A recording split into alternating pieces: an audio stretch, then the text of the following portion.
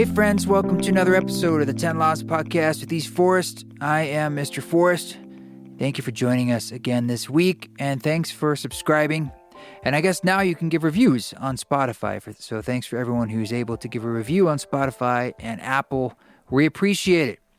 This week, I have a conversation with Radha Wepner. She is my partner. She is a ketamine therapist, a yoga teacher, instructor, a yogi, a kirtan lover, a coach, a life coach.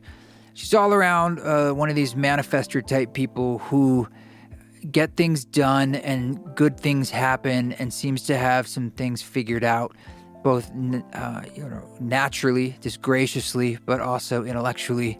So we always have a good time getting into these roundtables together. And we do these little Radha Krishna roundtables where we just kind of dive into whatever's coming up for us this week.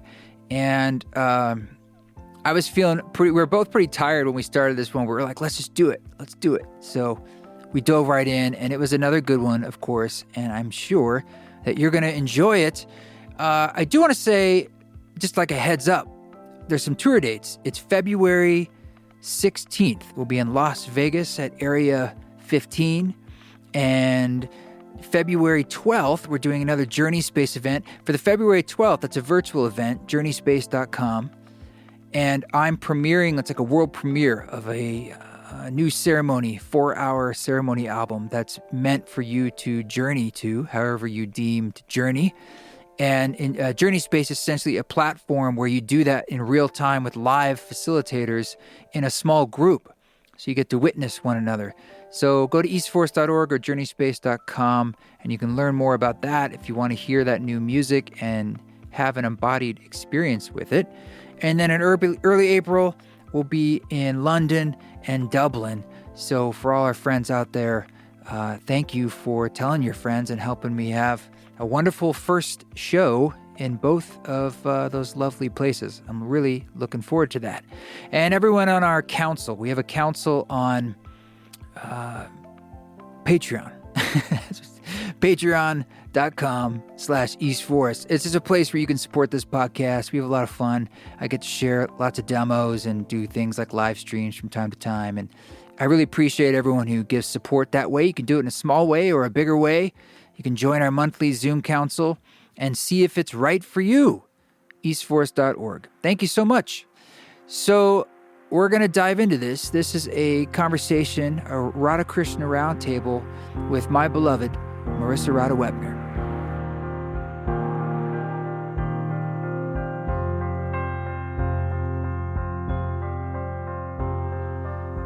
Well, here we are with another Radha Krishna roundtable. No table. Welcome back after your COVID spell. Back to the land of the living? Yes. So you we're both just out of quarantine, and you just had a bit of a spell. You can't smell. I cannot smell from my spell. Yeah. Smell and then taste also goes. Right. Which is when all this got revealed in 2020 and that not tasting or smelling was a side effect. Yeah. This is the only thing I was kind of worried about losing or having happen to me. So it bums me out. That was more fearful than like anything, period. Myocarditis or death. Anything. It was the worst possible thing that could happen. Wow. And it's happening. So how am I dealing with that?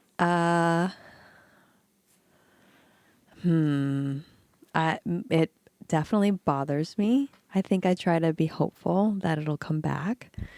And it's also like a interesting experiment of self, of like, how am I in the world if I can't smell anything? Or how am I in the world if I can't taste anything that I'm eating? And I've felt like maybe I'll eat more healthy things because it doesn't matter what the craving is. Like today I made you tea, and typically I put some honey in the guayusa for myself. And I'm like, why would I need honey? It doesn't matter if it's sweet or not. Yeah, right. Well, I mean, there is like, if your body's wanting sugar on like an addiction level, the sugar would still give you that fix. You just wouldn't get the pleasure of it. Well, I eat for pleasure. Yeah. Yeah, I smell for pleasure Right. too. Right. I'm sorry this arm is going across you in the video, but It's okay. I don't know. It's It's like sort of an ad hoc it's thing. censored. My chest is censored. Yeah. Well, so does it make you have more compassion for people who don't, are less ambulatory with all their senses in general? Or how has it changed any of your perceptions on just this wide diaspora of experiences people go through with COVID? I do think I have compassion.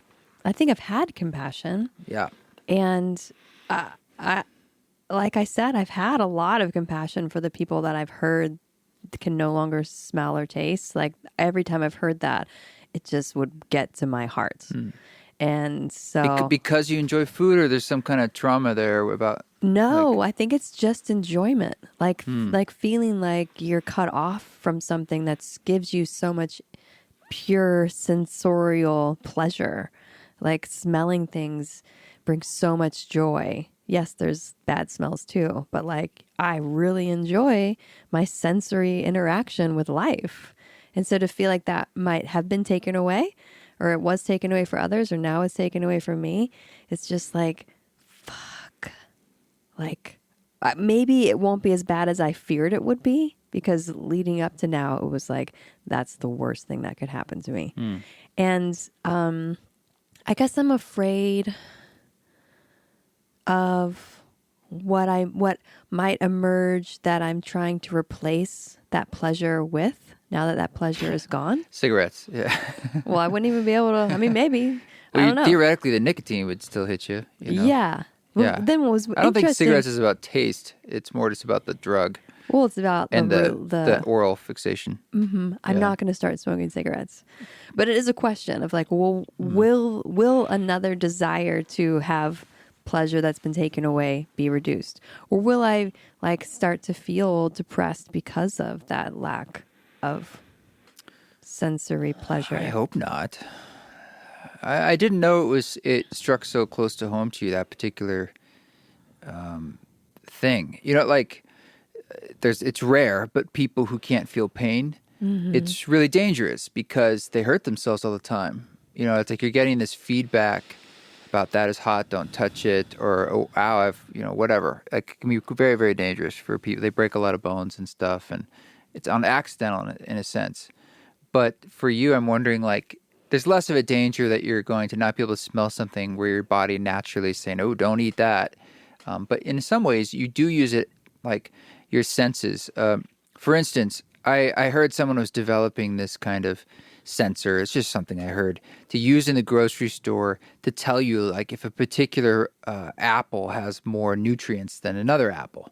But I was like, because of the biodiversity of the soil and so forth. But we do this already. You look at it, you smell it, you just have an intuition. You're like, I want that one. Yeah. Some of it's Well, I've smoke and noticed mirrors. myself doing that with certain things like the sniff test, the whiff test. And I'm like, no information was just provided to me right now. And so it is a little scary because you feel there's a vulnerability there, even on a epigenetic level of your body's like, I need that. I need that information to be what I consider safe. yes. Yeah. Yes. I feel that. I noticed I could get still a sense of like sour had a sensation. Benji, he was asking me last night, what is your least favorite food? And I said, well, I hate peas. Oh, you should have some. And he said, you should have some. Oh, he's very smart. Yeah. And I said, well, it's not just the taste of peas, it's also the texture. Yeah, they have a So, particular I kind of think mushy. Even though I couldn't taste them, still the texture would turn my stomach because now everything is texture based. Though, like I said, some intense spectrum and like sour. It's not that I taste sour. It's like I can tell something's happening in my mouth. It's like a pop rock. Yeah. Well, I imagine it's a very disconcerting, especially since it's only been a couple days. But I mean, I'm grateful that you're not dealing with some of these other things. Very, very grateful, and caring for you during that experience. It's a scary experience on the other side too, because you're just kind of like, well, especially with Omicron, you're like, what can I do? I mean, I'll do my best, but it's probably swimming around all over the place. And actually, I took Ned CBD. They had just sent me some, and I heard that might help with. There was one small study that was interesting, and we took a mushroom blend. Basically like a Paul Stamets 7. They just didn't have that in stock. So it was another one of equal It's expensive. called Yeah. And I an took that 3 immunity times blend a of day. stuff and zinc and vitamin D. Yeah. Whatever we could basically get the immune system really You pumped love up. your apple cider vinegar. We went through like a jar, one of those full-sized A large liter. jars, almost the whole thing Yeah. in 2 weeks. And I got pretty sick, but like cold sick and tired, and you stayed healthy and you fought it off. And though you were I definitely exposed you with our connection. It's a legal connection. We're allowed to have connection. Would we have not have been? No, I don't know. It's just such a euphemism. Yes, our connection. Our intimacy did not cause you to get COVID. Yeah, and as everybody knows, everyone who's got Omicron got it from being intimate with someone. Kissing in the back, snuggling, little nose touching. Who did I get it from? Yeah, I don't know. You were on a trip in Montana. I don't know. One of those, those trauma workshops that you went to. Yeah, exactly. Everybody's always rubbing noses. Well, the ironic thing is deep hugging, extra long hugging. I'm sure went on there. No long hugs. Well, the funny thing in Montana, I had to wear a mask, an N95 all day during this training and test every single morning. I tested 4 times. You had to travel there. Yes. And you were hanging out with your family, and I'm guessing it wasn't the same protocol. I did go to the Bozeman Hot Springs. Yeah. Yeah. I mean, and I'm sure I know how it goes. So. But Wednesday night, I was talking to my students having our monthly group call, and I was saying, I am so nervous about getting COVID and not being able to do our Mexico retreat, which is now like 3 weeks out. Yeah. And then that night, I was like, uh-oh, there's a feel in there. You called it forth. I guess so. The silver lining is now I won't have to worry about getting it for Mexico and it ruining the trip. I just got it out of the way. And you were an excellent caregiver.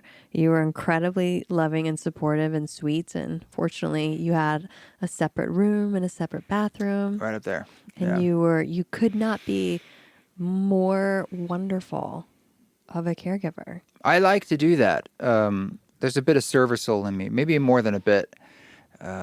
Because if you think about it, sort of East Foresting is that vibe too. There's definitely the warrior spirit in there. Definitely. Well, what's interesting for you is that I have a little bit of all of them. Yeah, outside of I have COVID and I need your help and I'm sick, prior to that, you're so vigilant and a little aggressive about it. And it's definitely a factor.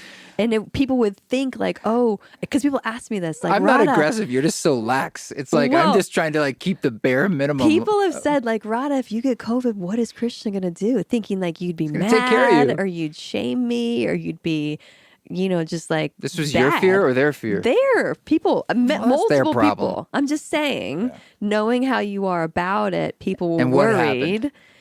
You couldn't have been better. And I would say that when people would say, what would Krishna do if you got COVID? I would say he'd be amazing. Well, it's just He would be exactly it so shows that loving. whatever their trip is, it's their trip. I mean, it's not my hang up. I'm here to serve you the most, but I really do enjoy being of service and need to people. You are fantastic. I have learned from you how to be a better caregiver in that way. I have. I've learned from you. I only laugh because I know how you grew up. You probably had none. I bet if you were Zero. sick, you were just go find a hole like a cat and wait till you're healthy. And so because you're vulnerable right now, you might be robbed. No, what comes to mind memories of being sick when I'm little is Sprite Like room It's the temperature, worst thing to give you. room temperature Sprite, and like Campbell's can of chicken noodle soup. You know, like the extra soggy noodles. Oh, I used to be all about that. The tiny little squares of what we think that's chicken. SpaghettiOs and meatballs was my favorite food as a child. The can. Like if Chef Boyardee. if I put that in my thermos and went to school and for lunch had SpaghettiOs and meatballs or a beefaroni. Remember that? Oh yeah. I was like, that was a good day. I tried to feed beefaroni He-Man to Maya and lunchbox. Benji, and they were like, "What is this shit?" Well, it is shit. They It's dog called me food, out on basically. it. It's basically I'm like, one step above dog food. I don't know. We ate it when I was a kid. Yeah. A lot. We ate it a lot when I was a kid. can't. The stuff that I ate, I would take Hungry Man TV dinners, 2 of them, heat them up. Hungry Men. Yeah, dump it onto a plate, take a knife, cut it all up so everything's Salisbury a mush, steak. and just mush it all into one big mush and eat that. And I love that. When I was really little, I wanted to work at McDonald's for obvious reasons. That was my burgers goal. and fries. And the number 2 is my jam combo, which is I think it was 2 cheeseburgers and a medium fry. That's if I were to go to McDonald's today, that's what I would Do order. they still have it? 2 cheeseburgers, medium fry, and I just a can't Coke. believe what I ate and like how I turned out at all. Like that I'm alive. Like I would take your cereal, whatever cereal, and my mom would say things like, "We can't buy you sugary cereal like Captain Crunch." So whatever, I would just dump literally a bunch of white sugar on top of like Yes. Cinnamon Toast Crunch, which is already like super sugary. And that like kind of grayish but sugar sludge at the bottom of the skim bowl. milk. So, it's healthy. Yeah, lots of memories there. Oh, but boy, was that addictive. Man, I'd have one of those every day. Sunny Delight. I'd freeze those and that would be a snack. Frozen Sunny Delight. But despite how it was when I was a kid, right now when I just got COVID, my mom couldn't have been sweeter. She texted me every single day. She and checked sent you on flowers. Me, and she's never sent me flowers in my entire life. And she sent me a sweet bouquet of flowers. I felt really cared for by her in a way that I never have, even though she wasn't here. And by you and many friends would check in every day. Celeste checked in every day. Yeah. Other friends just here and there. And so that was like kind of a nice realization of like, oh, there are people that care about me. And I do have connections. And it does matter. And reaching out to people when they don't feel well, it does help. It does help. And that was really beautiful. And then on the flip side of it, I felt really isolated and alone. And it was really difficult to be with you. I didn't touch you for... Yeah. I mean, I was in the room with the mask and stuff, but... It was very hard. I told you, it was like, we're relatively used to, let's say I'm on tour or I go down to Utah or whatever, and we've kind of found that 2 weeks is kind of a rough ballpark. We're like, we don't really like going much longer than that. Without seeing each other. Ideally, separating for 2 weeks. Longer than that, it feels like a long time. Yeah. But that's easier, like when you're in different locales, than being in the same place, but you're not ever even touching someone, like on the shoulder, nothing. It was really hard. I've never done that in my life. It started to feel like we were roommates that had like sexual tension, but hadn't crossed that boundary yet. We were living together, but not sexual. We wanted to be. Sounds positive in some weird way. Yeah, I mean, but then there was that one day, I think it was like a week into the COVID, when in the morning when you woke me up and I was like, could you just touch me? And I touched you and you started crying. I was laying there on the bed and you rubbed my back and I just cried because I just wanted to be touched. Yeah. And I missed it. And then I went and hand sanitized.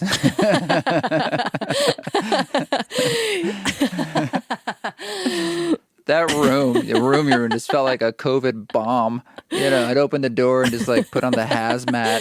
Just like, oh my God, here I had the air filter on full blast in there. And, it was dark. The sheets are just all over the place. There's like debris. Tissues. Just used tissues. Oh, it was like there were new like COVID strains like forming in different corners of that bedroom. New strains, yeah. Well, I'm glad you got through that acute part. But so moving through that, this time period, we were talking about, I don't know if you talked about it on previous little roundtables about how your main goal is wanting spaciousness and time, and how much you actually really enjoyed the first lockdown when because you got to not just run all over the place. April 2020. You were time rich, and you've just yearned and yearned and yearned for that. But I've also heard you say lately that you feel a bit more time rich, or maybe just woven in with time more efficiently. I feel like starting in the fall, I got super maxed out and things were really difficult for me. And I definitely hit an edge and went over it, and then was really asking for more spaciousness and time. And this has been my intention for over a year for sure, but then acutely. And so I recognize that it takes a while for the universe to catch up with your wishes. Like, just because you ask for something or need it or know the direction you're heading, you're not there yet. And so things take time to unfold and unravel. And I feel like Christmas, we set ourselves up really well, where we didn't go anywhere or travel, or have big plans or lots of things going on. So that week, and I didn't see clients or patients, and the kids were gone.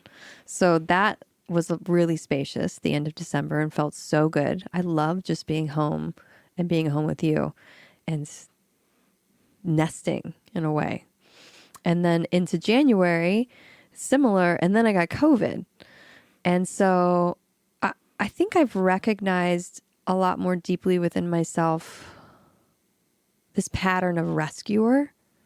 That you're the rescuer? Yes. And the way that shows up is like overcommitting myself, feeling like I jump in and offer help. There's like... You almost always say yes to someone's request. Yeah. Yep. And that's the rescuer, the helper. So it's like victim or perpetrator or rescuer in this triangulation. And people might identify more with a victim or like the judge perpetrator or the rescuer. Who's the perpetrator? Like in like a victim judge relationship, like you did something to me. Uh-huh. Or the world happens to me and I'm the victim of it. And I always need help. I have COVID brain. I see a triangle in my head, if that helps. Great. That's about it. Well, just think about the idea of the rescuer. It's just like the one that's always trying to make things right for everybody else. That part, I got that one. Yep. Yeah. So, I mean, I would say, though, there was a bit less of that. I've seen you say no a few times lately, right, so and speak to it. I'm undoing that pattern, which is a conditioned pattern that I learned when I was a kid. It's long-standing, right? And forever it's been unconscious. And so creating my own boundaries with stuff, being able to say no to things, and that being okay, doing less, and that being okay. Yeah. And it's a scary edge, honestly, but it's exactly where I want to be and what I want to live into. And then the flip side of it is I just started reading How Can I Help by Ram Dass. Uh-huh. And that's all about service. And I'm very service oriented, but so I guess it feels like a little bit of a cognitive dissonance right now that I haven't quite figured out, of like how to not be a rescuer, but how to still be of service. Well, I mean, like you said, boundaries are the key to making it sustainable for you. And they're just sort of a necessary part of, like, they have to be self-defined. In some ways, it's kind of like we talk about choice. Like, they are defined if you don't define them. They're just wide open. Mm-hmm. So it's like you might as well just, well, what do you want there? You want to pull them back to 90%, 50%? You got to have those boundaries. Otherwise, you're just sort of like a telescope or a camera that's turned to apertures so far open. There's too much sunlight coming in the picture. It's too much light for the photo.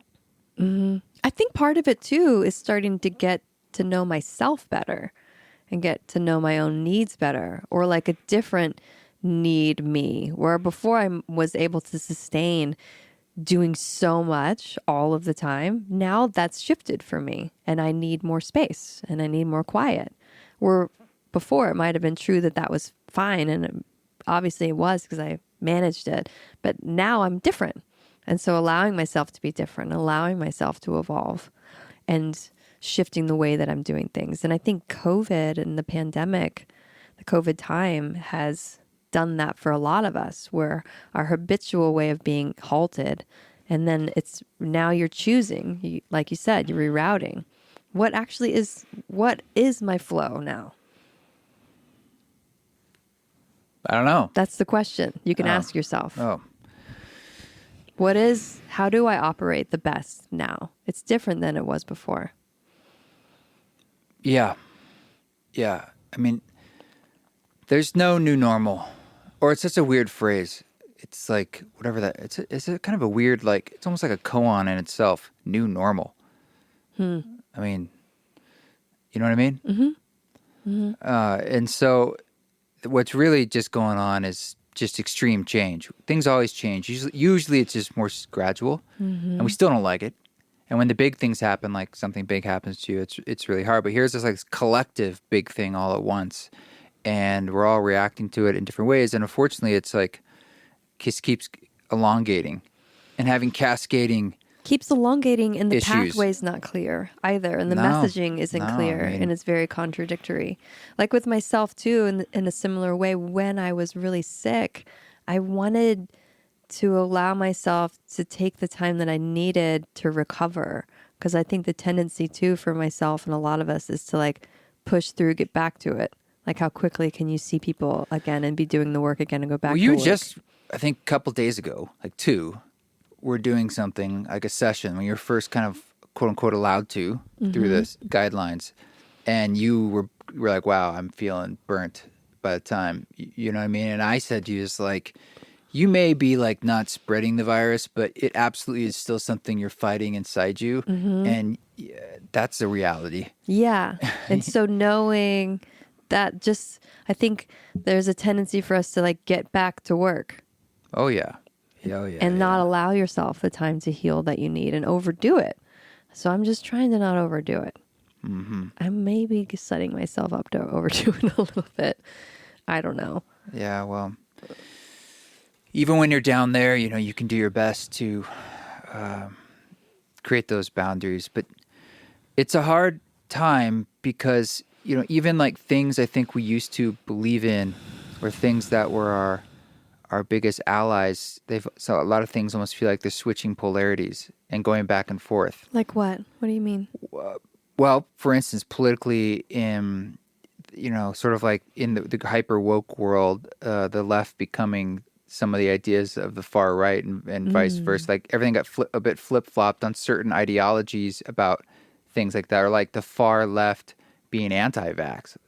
For instance, things like that. So my point is, like, a lot of things that used to be like, oh, there's this camp and these are my things and my allies. And now it's like, my ally now is not my ally, and no one that wasn't my ally I have a little resonance with, and this is all freaking me out. And like, I don't know where to stand anymore. And it's kind of amazing when things become less black and white, because they never are.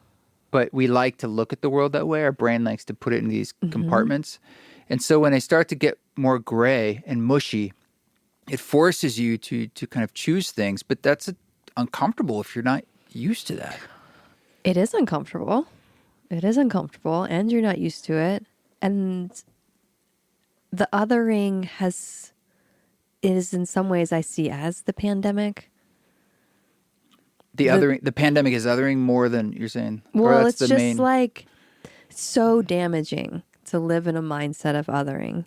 And that's become so amplified because of things shifting and people's worldviews, like you're speaking to, not being what they thought that they were, or it's in question. And so then the tendency is to even a little bit double down harder, because you want to feel safe and you want to feel like you know what you know. And who's at fault? It's not me. I'm in the right. And that it seems to be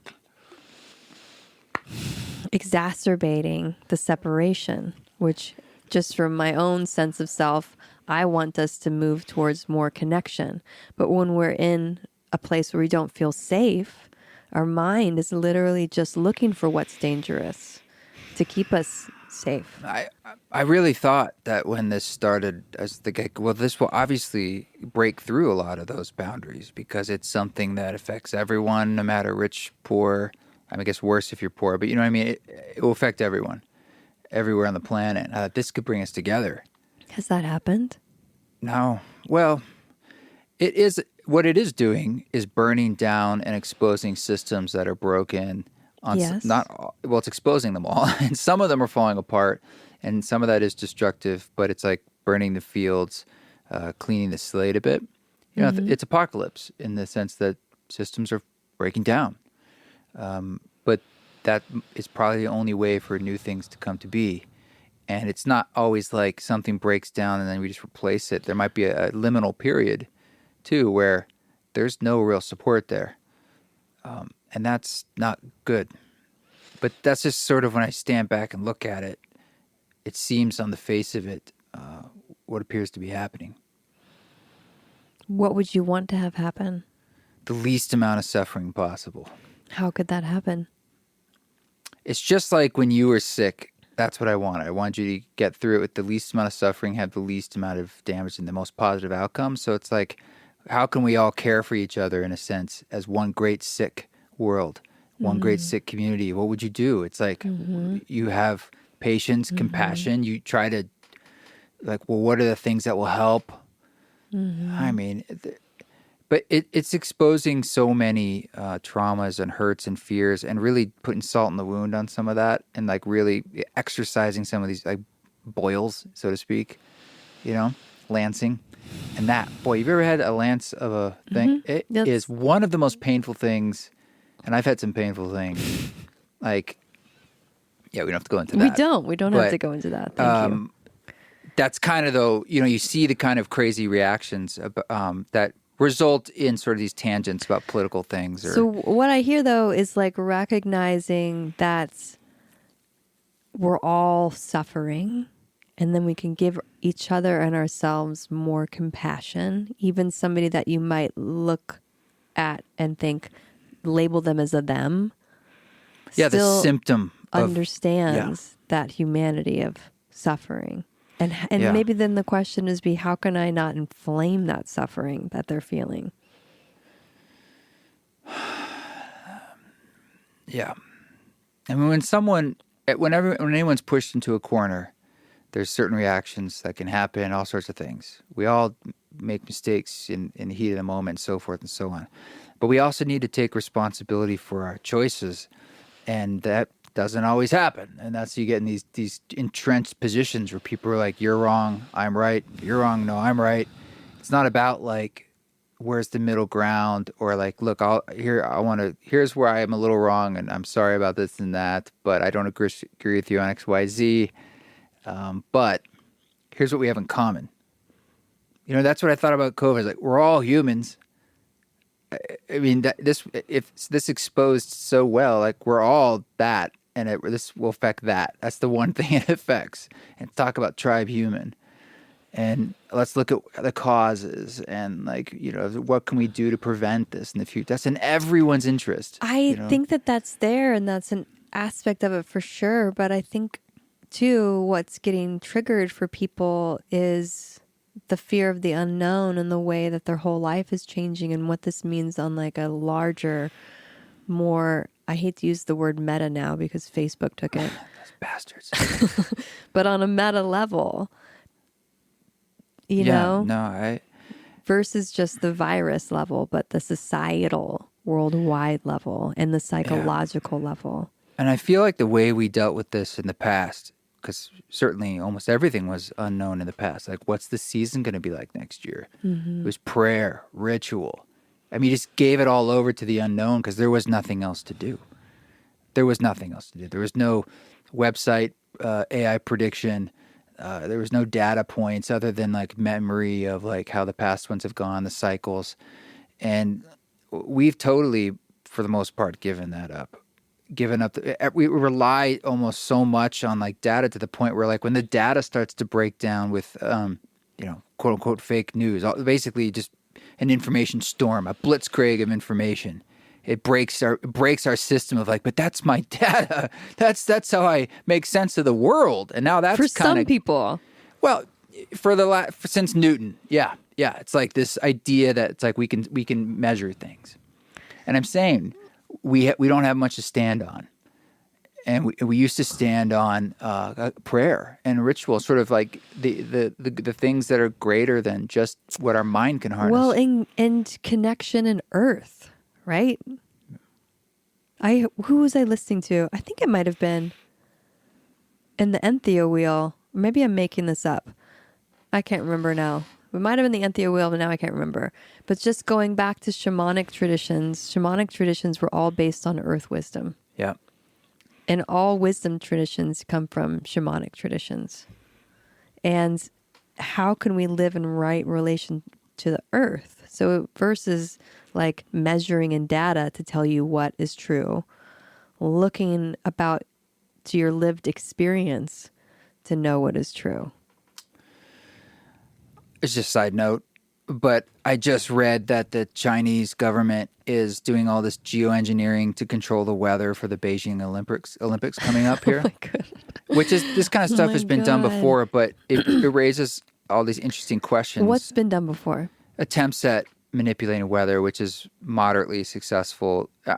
I think, blasting a rocket full like aluminum foil into the sky or whatever is a terrible idea. But more importantly, it got into this whole thing about like the ethics of manipulating weather, because how it affects like neighboring countries. It's like we haven't done this before. We're like, hey, you can't do that because that can make it not rain. Then over here next door, Which is obvious.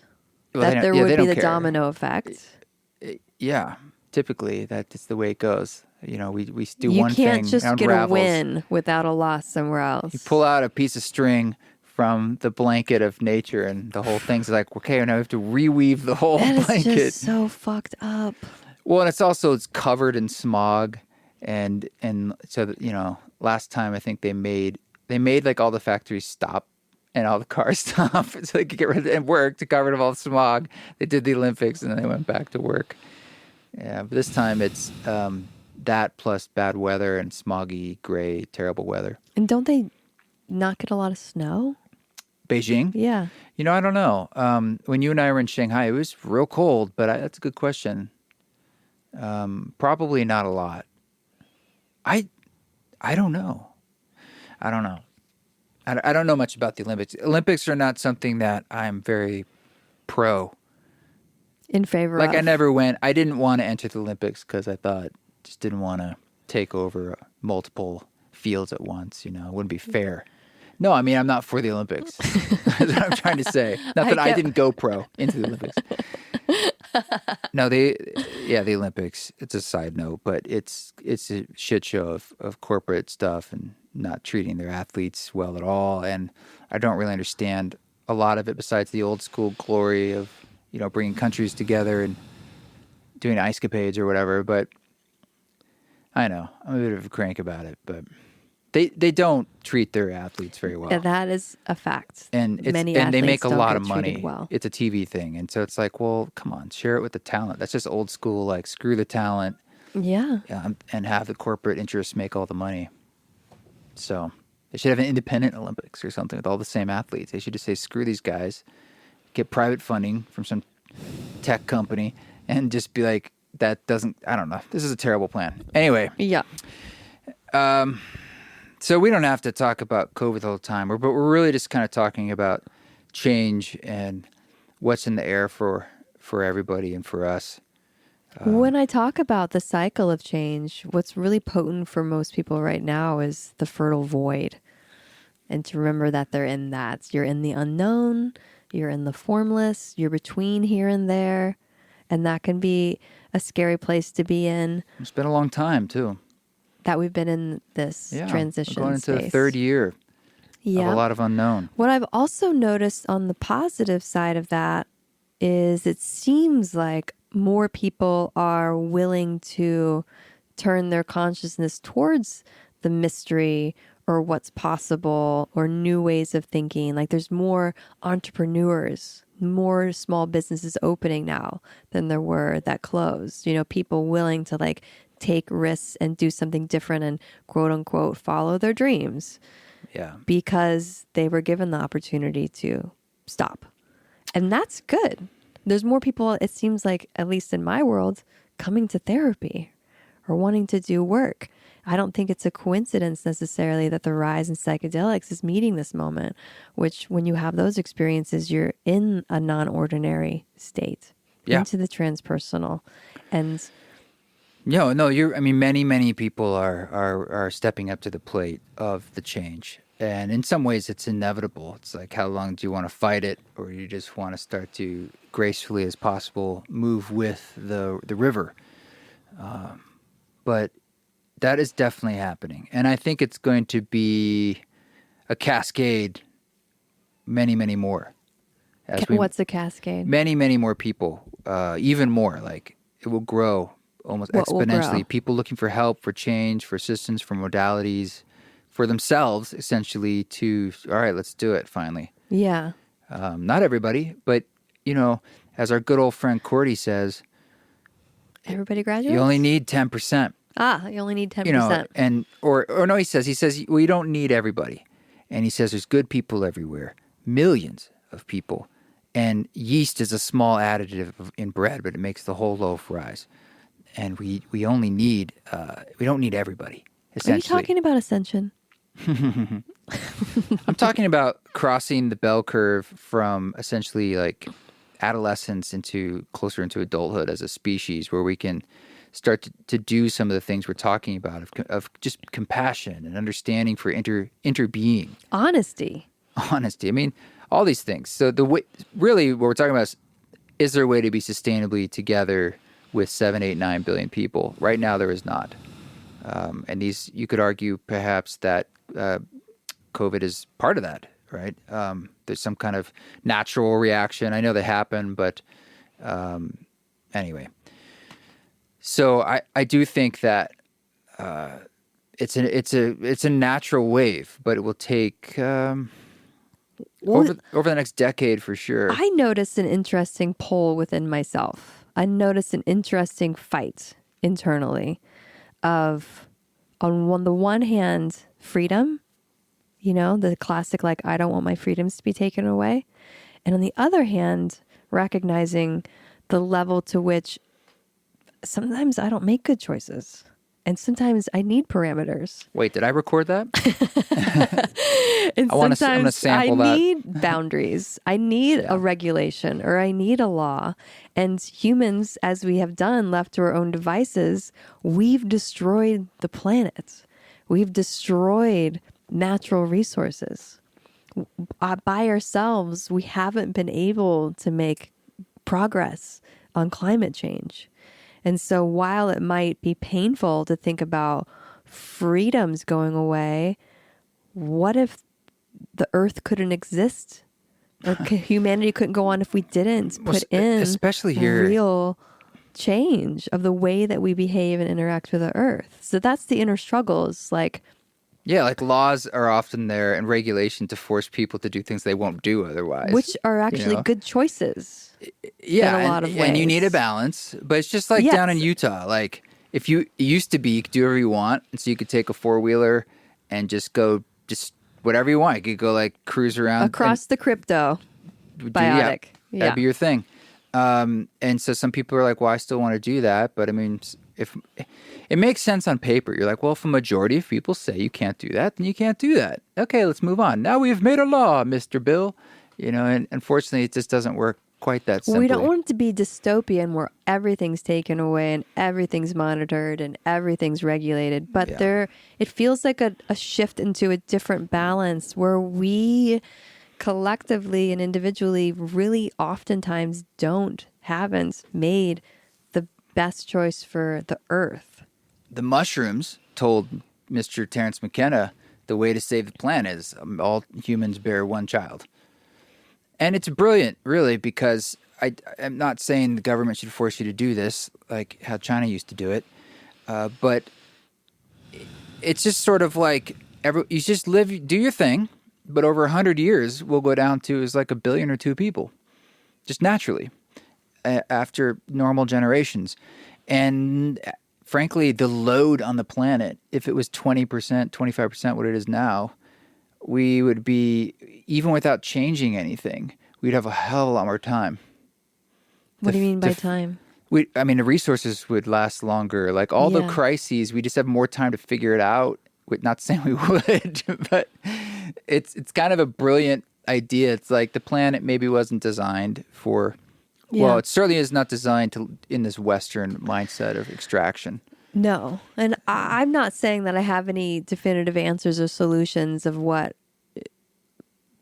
should or shouldn't be regulated, but I just notice, if I'm really honest with myself and when I look around, we have a hard time, quote unquote, policing ourselves. Yeah. We go get the donut, and we do the things. It's a really interesting question about will and free will. I still am a believer that we have free will, but I know there are many deterministic things about our behavior. I think it's a bit of both, of course. But I don't know, if anything, what this time has been showing you is sort of breaking down how some of those systems that some people relied on more than others aren't really working for you now. Like what? Government stuff or whatever. What do you mean? Well, maybe healthcare, right? Okay. Maybe that's not working for you. Or just like the fact that more or less there was no real governmental response for all along. It was just kind of a lot of arguing. We got a check in the mail. Back in the Trump, you got new teeth. My point is that people were forced to kind of like, okay, I need to make some choices. They're not going to be made for me. I need a resource. I need to find this with community. My friends who you had to. And in some ways that is positive. So you're not just sort of this supplicant to these powers just telling you what to do. And you're just like, okay, I go this way, I go that way. What percentage of people though? Very little. Yeah. Okay. I'm just saying the doorway opened. And that's pretty amazing. Yeah. The doorways that are opening and have been opening and are continuing to open, you get to choose how you walk through them. And I think that's like the recognition that can really be empowering for people. Even if you don't, like you said, with the liminal void or the abyss. The fertile void. Yeah, like the door's open, but it's just black. You don't know what's in that door. Well, it's that phase is a true process of change. You don't just, kind of like I said, the universe can take a while to bring you what you're asking for. That that little while phase is the in-between of it was this, it's gonna be that. The gestation phase, the womb phase. Yeah. You need time to move through that and for the new thing to come into being. And patience we do not have. The metamorphosis is a wonderful analogy. That soupy time where it's just completely a goo. It's like, how is this possibly still alive, let alone becoming something beautiful and new? So we're a goo. We are a goo. Caterpillar has gooed. Yeah. I like the birth canal analogy too. Of course you do. Yeah. Oh yeah, because I love births. You had to take it to like a sexual thing. I'm like, that's so gross. I mean, I'm just about we talk about the blood and the pain, and you're like, you love that. That's not the angle I was taking. What's the angle? The angle I was taking was you could say that because you don't know what it's like to give birth. You're like, I love the womb, the birth canal. I'm like, I just man. honor all the birth that happens that I don't have to do. It looks hard.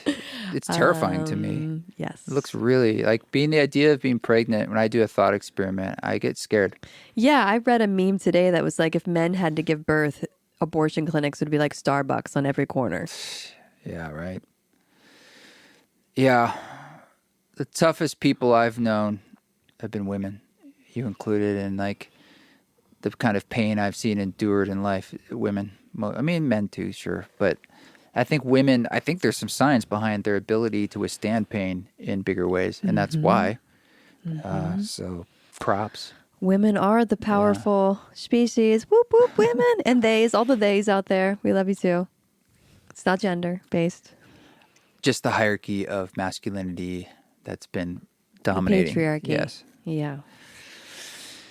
Yeah. Well, it's also, we're doing this at the depth of winter here in Northern America, and I'm certainly feeling that. This year has Winter. already gotten off to a weird start.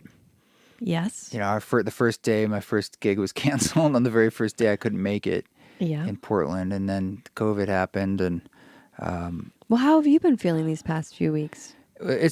I knew January was going to be a time that I could basically be here and not have to travel. Mm-hmm. So I was looking forward to that, and I had some things planned, and Miriam still came up to collaborate, which was very fertile. But on one hand, I've felt really strong, but I also feel really tender. And I've also been feeling a lot of times like things I'm like, oh, I want to do X, Y, or Z, and I start doing it, and it's like, why is this not flowing or working? What, for example? Oh, I'm thinking about music things mostly. I'm like, a lot of times I'll sit down to create, and it doesn't feel like much is happening, but I still try. Could I just point out that seasonally it's winter, right? And that's like hibernation and slow, and you are in kind of the womb But as a cave. content creator, no. That's where inside joke. But I would never describe myself that way. It's not spring, right? And No, spring is yeah. where the natural juices of creativity tend to flow. It's a weird thing. Like, the summer comes and I'm like, oh, I want to go do all the outdoor stuff. For the past few years, that's actually when I feel the most creatively on fire. It's the sun and the heat, maybe. And then in the winter, it gets to be this time. What time is it? Like 5? And I'm like, I think I'm done. I have nothing Right, left. but why can't that be okay for you? It is okay. And so I guess you asked how I've been. It's been like recognizing that. And I have been taking a lot of like Good. going at, just trying to say, like, I think that's okay for the day. Yeah. Put in some good work, and that's going to be it. We're going to rest for a bit. That's awesome. Take a sauna, make some dinner. I think that's really healthy for you to do that. Because thinking that you have to be on your summertime schedule in the dead of winter. Yeah. No, I'm not. But the truth was is you getting we COVID and all tend these other things. I'm just saying, like, it also wasn't, it's having to be flexible. It wasn't the plan. Everything was like, Steve-O coming here, we had to move that because of COVID. So everything's just like, I'm just having to be like, okay, this is what's happening now. So let's roll with that. And I'm getting better at that. And I think that's a skill that we all can, the more we get in flow with that, the happier we'll be. I love this quote. I think it might be Dan Millman, but it might not be. But it's, the flexible shall inherit the earth. Is that a yoga quote? The flexible, but the flexible of like spirits I know. and minds, the flexible, the adaptable will succeed, will survive. Well, that's probably also quite true from an evolutionary standpoint. Yeah. It does behoove you on a very practical level to be flexible and adaptable and not so, and even from a Buddhist point of view, like not so attached. It's like you just don't have to grab everything so hard, and then you have less that you have to let go of. Just let the water run through the hands, and you can cup it and drink it, but damming it, that's difficult. Well, the hands that's closed is the hands that also can't receive. Wow. That's we're getting into a lot of aphorisms. We could do more metaphors. Where are the fortune cookies? Yeah. Well, I'm glad you're healthy. Well, I know you can't smile. I'm glad you got through the acute phase. I'm out of the bed. Yeah. And I wish that sort of blessings for everyone. And I wish that we all can just take that breath and have some resiliency and compassion for ourselves and for others to say, man, this is not easy. And a process is underway.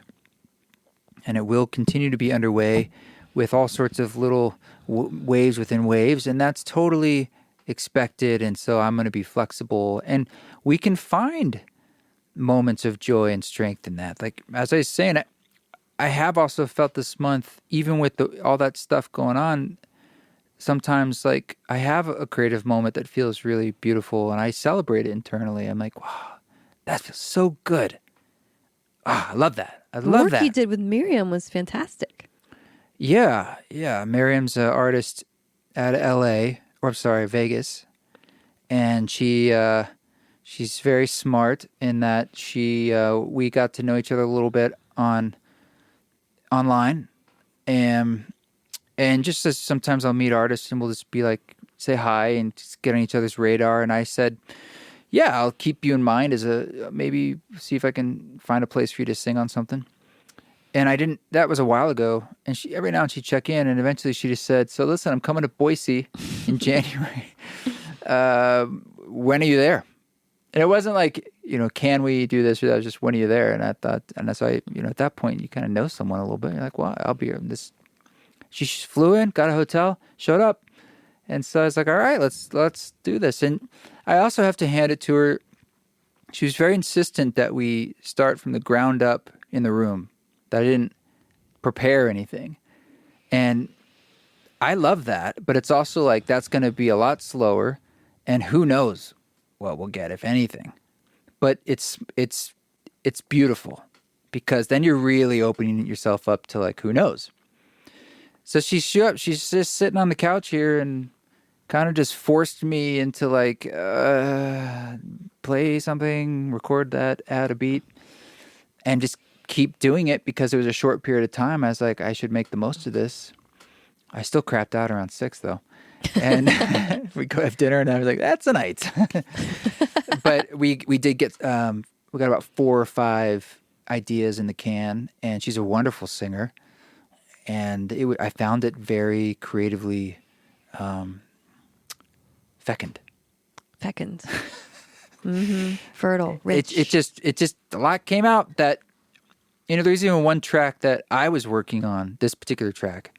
I know she said don't, but I had this one track that I was like, I had tried working on it. I just felt like, man, this is not interesting. And I pulled it up with her here, and suddenly it became interesting. I don't know why. Same track, but then I was like, oh, we could add this line and this line. We could do this thing and this thing. You sing this. And then I was like, oh, this is pretty cool. Inspiration. But I had been slaving over it before. I was just like, this is schlock. You needed a new ingredient. You needed her magic. It was also the witness. The witness. The witness. Bioacomalafe. Witness. I really like that. Witnessing. Witnessing. Yes, Day reminded me of that on our podcast together. And there's a lot to that, being witnessed. It's way more than just someone seeing what's happening. It's an energetic gift. It's a churning of energies that are of unknown, unseen proportions, and things happen in all different ways. It could be very negative. So you're like, I don't like this energy, but when you show up with that sort of abundant giving like that and openness, we're like, I don't know, if you make any song, I'm happy with that. And it wasn't even like, let's make songs that work in this style or for me, for this track. It's more like any song. It's like a piano song or an ambient song or experimental song or like a electronic song or hip hop song. So that's definitely, you can do what you want when you have no limits like that, I suppose. What a gift. Yeah. What a gift she gave you. Yeah. Can't wait to hear the final product. So what are you looking forward to?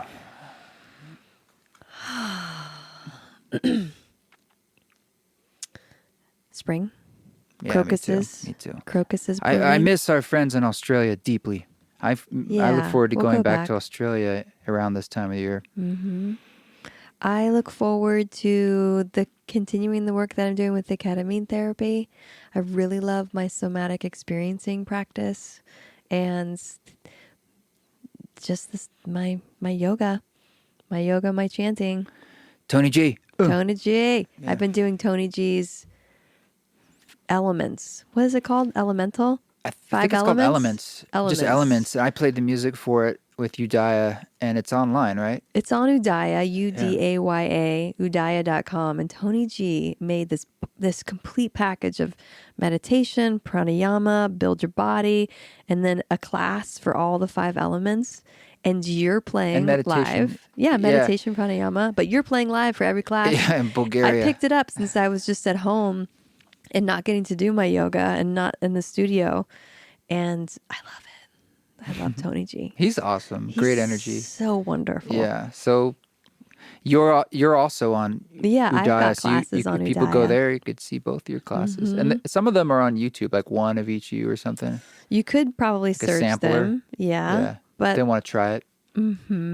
or I think there's probably a free trial if you go to udaya.com. It's super high res and like high The yoga classes are filmed on Hollywood movie Red studio cameras. sets with 3 different cameras all over the place. The best production quality. Yeah.